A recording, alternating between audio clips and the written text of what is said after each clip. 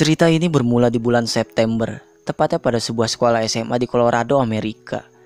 Seorang guru tampak sibuk menjelaskan materi di hadapan anak muridnya. Namun penjelasan tiba-tiba diinterupsi oleh sekelompok tentara yang mendarat dari aksi terjun payung. Be allowed to way, of course. Hal tersebut membuat sang guru beranjak keluar untuk sekedar bertanya, apa yang mendasari para tentara latihan di halaman sekolahnya.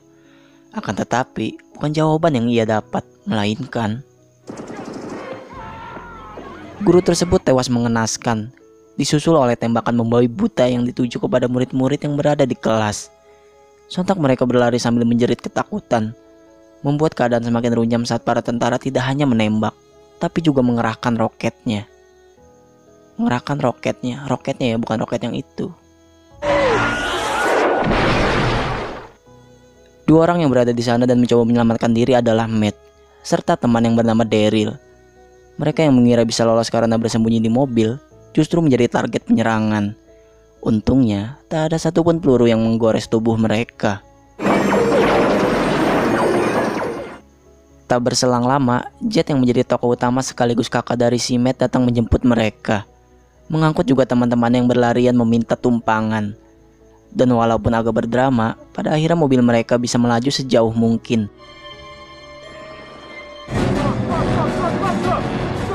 Bahkan mengabaikan ayahnya si Danny yang tertinggal di belakang. Kemudian mobil mereka berhenti pada sebuah toko olahraga, di mana toko tersebut kebetulan milik ayahnya Robert, yang memang satu geng dengan mereka di sekolah. Disitulah Jet langsung berinisiatif mengajak mereka ke gunung untuk menyelamatkan diri. Ayahnya Robert juga membebaskan mereka mengambil perbekalan sebanyak yang mereka butuhkan, seperti senapan, makanan, seluruh benda yang bisa bertahan dalam jangka waktu yang lama, tak luput mereka bawa. Mereka pergi meninggalkan sang ayah yang berjanji akan menyusul mereka. Namun di pertengahan jalan, tentara sudah berbaris menghadang dan tidak sungkan menembakkan roketnya. Pada saat itu, mereka diselamatkan oleh helikopter Amerika yang kebetulan berpatroli.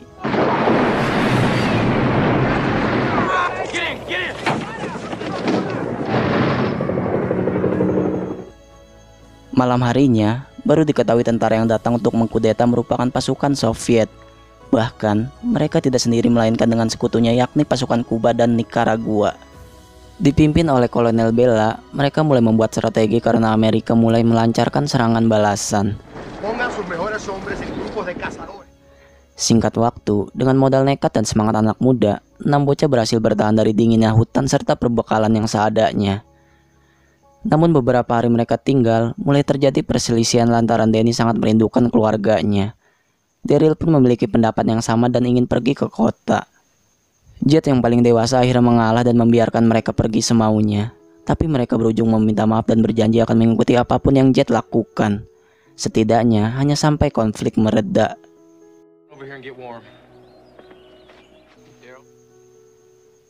Tak terasa 1 bulan sudah mereka lalui. Keadaan memaksa mereka untuk memakan apapun termasuk berburu hewan liar. Akan tetapi, rusa yang mereka buru tak cukup memenuhi kebutuhan. Maka keputusan pun diambil bahwa mereka harus kembali ke kota. Keesokan harinya, pemandangan yang terlihat hanya puing-puing reruntuhan yang telah menyatu dengan tanah. Bekas senjata serta mobil yang usang menandakan bahwa ada pertempuran sebelumnya.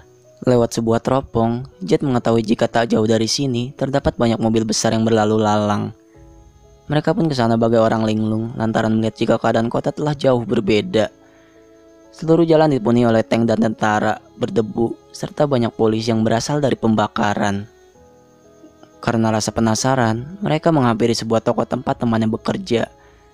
Dari situ Jet mendapat info jika ayahnya dan beberapa warga sipil telah ditahan di sebuah camp karena takut akan melakukan perlawanan.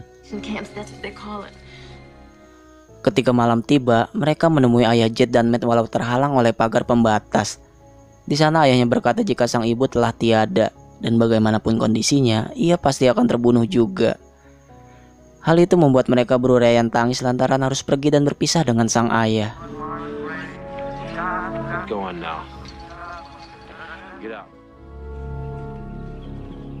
Perjalanan mereka tiba di rumah keluarga Mason. Tidak dijelaskan detail siapa keluarga ini, tapi mereka saling mengenal seperti tetangga dekat. Saking dekatnya nih, kalau ngutang gak bakal ditagih dah pokoknya. Nah, dari situ juga mereka mengetahui jika ayah Robert yang menjaga toko olahraga telah ditembak mati atas tuduhan membantu para gerilyawan. Konon pasukan Soviet mengetahui jika beberapa persenjataan di toko olahraga menghilang karena mereka yang membawa. Sontak kabar itu membuat tangis Robert pecah. Pasalnya, satu-satunya orang yang ia punya telah pergi meninggalkannya. Your dad is dead, Robert. Don't know where you're... Kemudian Mason menitipkan dua cucu perempuan yang selama ini ia sembunyikan. Mereka bernama Tony dan Erica. Ia juga membiarkan mereka pergi dengan menunggangi kuda. Nah, di suatu hari, sebuah mobil terlihat melaju ke arah hutan tempat mereka bersembunyi. Ternyata, mobil itu berisi 3 pasukan Soviet yang sibuk foto buat Instastory. Tanpa mereka sadar bahwa Jet dan rekannya berada di balik bebatuan. Awalnya persembunyian mereka berlangsung aman, sebelum Tony tiba-tiba merosot dan membongkar semuanya. Sontak mereka melarikan diri saat anggota Soviet melakukan tembakan peringatan. Namun Erica justru tertangkap karena jalur yang agak terjal. Untungnya, Atvak tidak pergi begitu saja, melainkan melumpuhkan dengan sebuah anak panah. Begitu juga yang lain, saling melindungi dan melakukan perlawanan meski tampak amatiran. Pada akhirnya, ketiganya tewas di tangan mereka. Kabar pembunuhan 3 anggota Soviet cepat diketahui. Hal itu menyebabkan ayah Daryl yang seorang wali kota dipanggil untuk memberikan kesaksian tentang anak yang terlibat. Tapi tentu sebagai ayah, ia berusaha menyangkalnya. Keesokan hari, pasukan Soviet mengeksekusi warga sipil di lapangan terbuka, di mana di sana para pemuda menyaksikan dengan mata kepala sendiri saat tentara menembak ayah dari Jet, Matt, dan juga Atvak.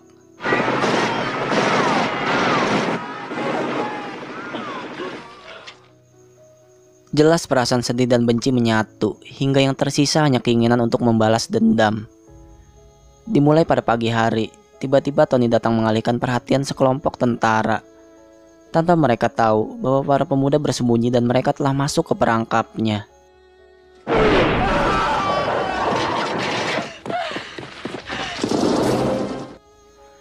Aksi pembalasan terus dilakukan, hingga saat eksekusi warga sipil hampir terjadi, mereka mengepung dari berbagai arah dan membuat pasukan Soviet kewalahan.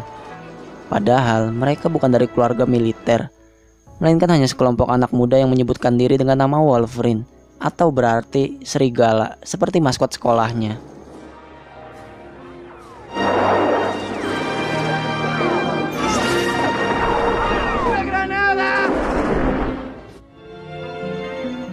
Tak berselang lama, bulan Oktober berlalu. Berlatar di pinggir hutan, tidak sengaja Erica menyaksikan pesawat tempur yang jatuh dan menemukan seorang pria yang masih hidup. Hal itu menimbulkan benih-benih cinta, tatkala ia mengetahui bahwa pria tersebut merupakan pilot pesawat tempur Amerika, CC. Sang kolonel pun bergabung dengan para anak muda yang kini telah berubah menjadi seorang gerilyawan sejati. Keesokan harinya, mereka menyerang formasi kendaraan lapis baja. Tak tanggung-tanggung, semua sudah direncanakan hingga saat musuh berbunyi di balik pohon, mereka telah menanamkan ranjau.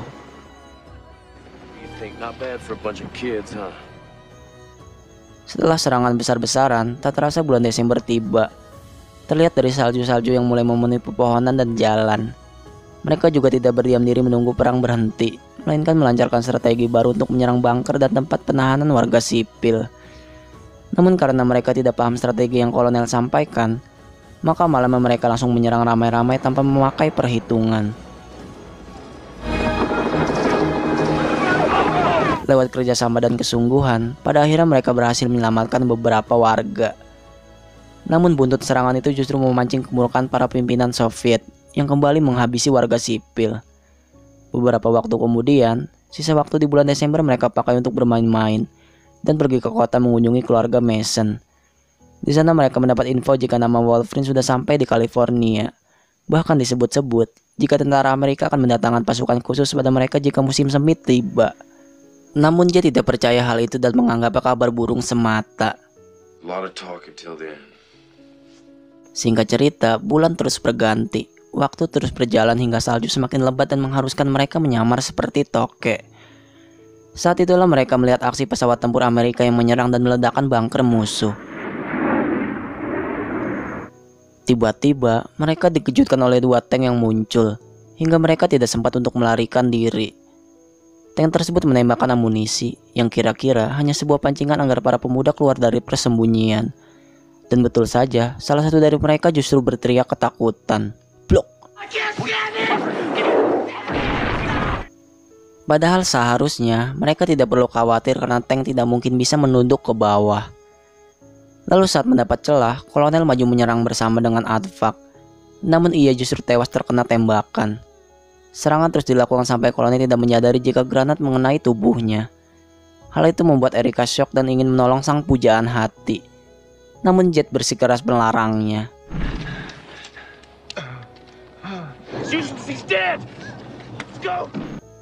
Kematian dua Wolverine menjadi pukulan besar untuk mereka, khususnya Erika yang masih galau atas kepergian kolonel. Alhasil, mereka mengurukan apapun yang tersisa dan mendoakan yang terbaik untuk mereka. Keadaan kian parah saat Matt memberitahu jika teman-temannya ingin menyerah dan telah kehilangan separuh rasa semangat. Tiba di bulan Februari, dedaunan mulai tumbuh dan kehijauan, menandakan jika musim semi telah datang. Pasukan Soviet mulai melancarkan strategi baru, di mana mereka langsung mengepung Wolverine dengan menggunakan sebuah alat pelacak. Tapi tentu Jet dan kawannya 2 kali lipat lebih cepat dan sudah memperkirakan. Maka, sebelum Soviet mengetahui keberadaan mereka, Jet lebih dulu melancarkan serangan.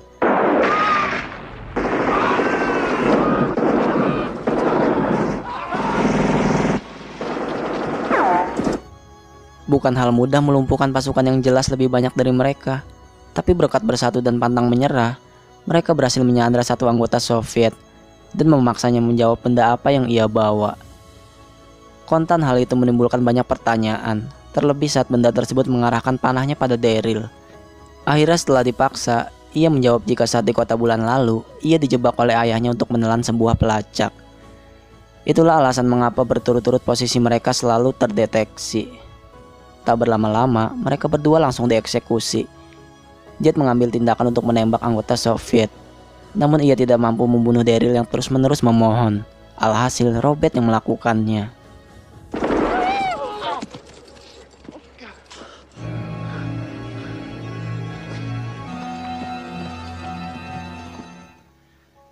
Beberapa waktu kemudian, mereka sampai pada sebuah bebatuan, mengintai dari jauh dan siap melayangkan roket pada mobil musuh yang terhenti. Tapi belum sempat mereka melakukan itu, mobil terakhir menjatuhkan beberapa barang yang berisi pasokan makanan. Mereka yang memang sudah kelaparan, akhirnya mengangkut seluruh makanan dan membawanya kembali ke tempat persembunyian. Tapi tak lama, suara dari helikopter terdengar dan langsung menyerang mereka. Sayangnya Tony si pemberani tertembak hingga Jet harus menggendongnya. Keadaan kacau seketika karena mereka yang tidak menyadari jika makanan tersebut hanya sebuah jebakan semata. Sontak mereka yang hanya tinggal berlima kewalahan menghadapi 3 serangan udara sekaligus. Robert pun berani menembakkan satu-satunya roket yang dia punya, namun ia juga berakhir tewas.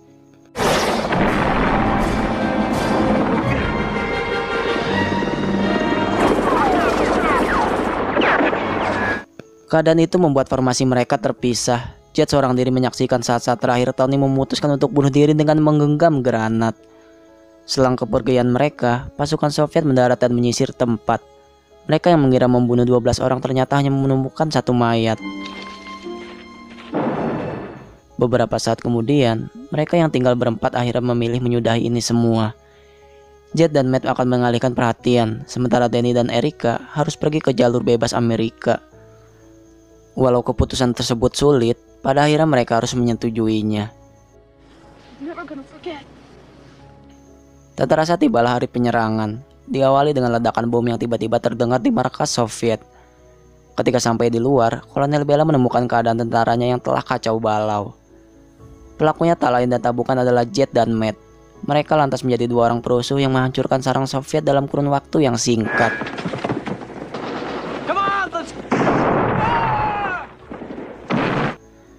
Namun saat mereka menuju pembangkit listrik, tiba-tiba Matt tersungkur karena ditembak oleh seorang jenderal. Sesaat mereka menghilang, hingga kemudian Jet berada di belakang dan membalas kematian keluarga serta teman-temannya. Setelah itu, Kolonel Bella menyaksikan saat kakak adik tersebut berjalan di hadapannya. Namun ia memilih mengabaikan begitu saja lantaran merasa sudah kehilangan makna perang yang sebenarnya. Langkahnya terhenti pada sebuah taman yang telah hancur, menghabiskan waktu seperti dulu saat anak-anak sampai kematian menjemput. Di sisi lain, Erika dan Danny berhasil menempuh perjalanan dan sampai pada batas bebas Amerika. Pada adegan penutup, terlihat sebuah plakat lengkap dengan bendera Amerika yang berkibar. Kurang lebih bertuliskan jika pada Perang Dunia Ketiga, para gerilyawan kebanyakan adalah anak-anak. Mereka bertempur di sini sendirian dan menyerahkan nyawa mereka agar bangsa ini tidak binasa dari bumi.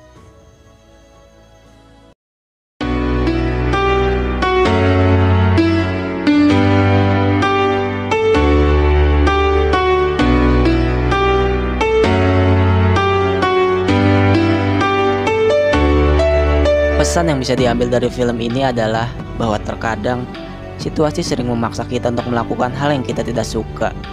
Tapi itu justru letak tantangan dan kita harus bisa menghadapinya.